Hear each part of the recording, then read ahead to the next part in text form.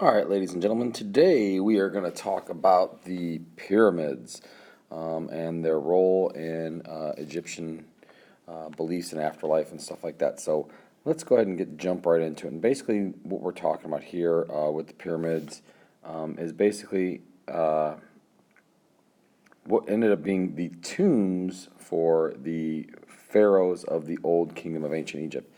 They didn't use them after the Old Kingdom because, really, in all honesty, because of their sheer size, the view of them and such like that, were basically seen as easy places to loot for riches and such like that for robbers and others to come in and take the loot from them because these pyramids were often stacked with stuff that was very, very valuable. So basically, what they were, like I said, they were tombs for the pharaohs and the kings and queens of Egypt.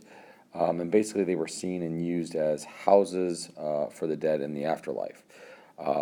They would be often stocked with things that they would need, or that they used in their current life, and that they would know they would need in the afterlife.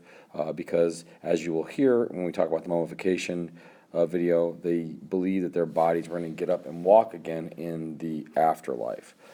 So these tombs were very much needed to kind of show the grandeur of the rulers of Egypt, as well as they, like I said, became homes for the dead in the afterlife.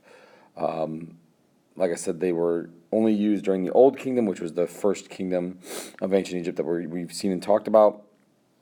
And they were pretty much abandoned after the fact because of the fact that they were seen as basically, like I said, billboards for robbers to come in and kind of take over. During the later kingdoms, the middle and the newer kingdoms, they were eventually moved, the pharaoh's bodies were eventually moved to an area known as the Valley of the Kings, in which they were buried in tombs there. Those tombs there were cut out of the side of this valley.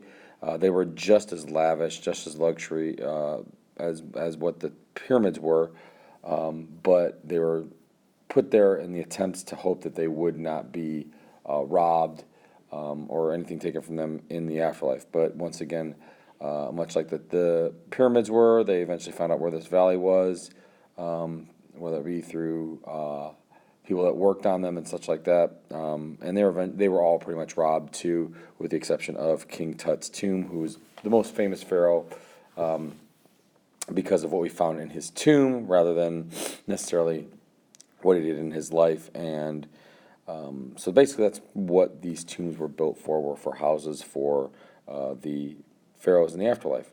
Once again, guys, take a look at the question at the end of this, and if you guys have any questions, let me know.